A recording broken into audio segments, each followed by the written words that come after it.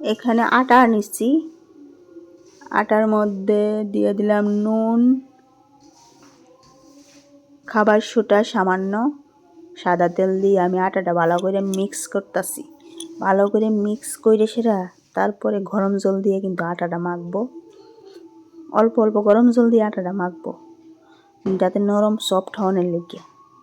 ময়দা দিয়েই আমি পরোটাটা ভাজি, তবে আজকে আমি আটা দিয়ে করব। ময়দা দিয়ে করলে ঠান্ডা হইলে এটা শক্ত হয়ে যায় ময়দা রুটিটা, সেই জন্য আমি আজকে আটা দিয়ে করব। তাই ভালো করে আমি আটাটা মাখা নিয়ে আগে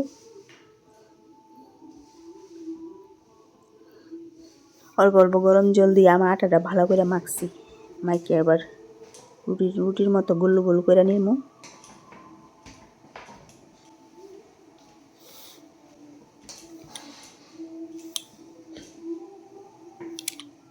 রুটির মতো গোল গোল করে বল বানিয়ে নিলাম। তারপর একটা একটা করে সবগুলি আটা আমি বেলবো, বেললে এরপরে আমি ভাজবো। ময়দা পরোটা তো প্রতিদিনই খাই, তবে আজকে কইতাছি যে আমি এই যে আটা দিয়ে আজকে পরোটা ভাজবো, যে নরম নরম সফট মানে তুলতুলে হয় যাতে, সেই জন্য।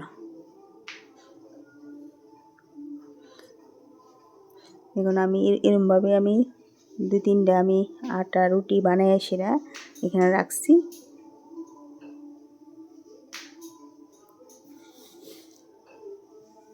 এরপর আমি দিয়ে গ্যাসের চুলায় তাওয়াটা গরম কইরা তার মধ্যে সাদা তেল দিয়া এরপর আমি পরোটাগুলি ভাজবো।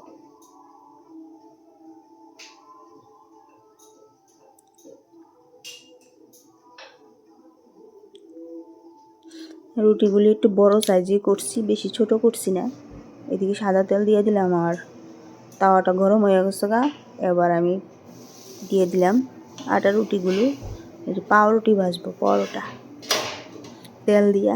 তেল খাওয়া নিষেধ, তারপরেও কিন্তু তেল খাওয়া ছাড়ি না, তেল দিতেই হবে। অল্প অল্প তেল দিয়েই ভাজুম।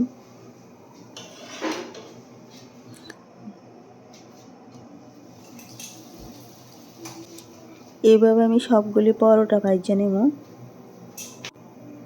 সন্ধ্যার টিফিনে বানাইছি এই পরোটাগুলি চায়ের সঙ্গে।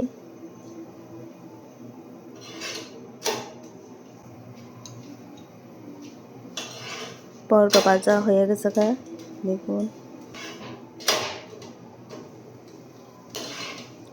গরম গরম নরম নরম তুলতুলে পরোটা যদি সন্ধ্যার চায়ের সঙ্গে হয় তাহলে কেমন হয়।